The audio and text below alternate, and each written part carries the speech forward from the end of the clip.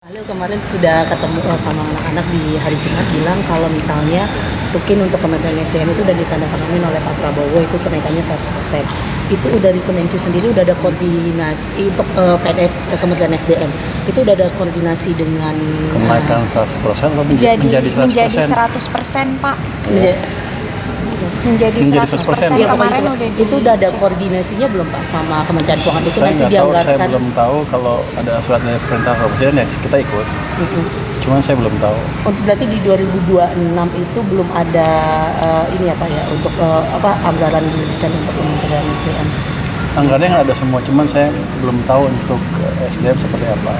Jadi belum sampai ke saya, nanti kalau sampai ke saya jelaskan. Itu kan berkat kerja kerasnya Kementerian SDM. Kalau untuk Kemenq sendiri akan ada kenaikan. Download Tribun X sekarang, menghadirkan lokal menjadi Indonesia.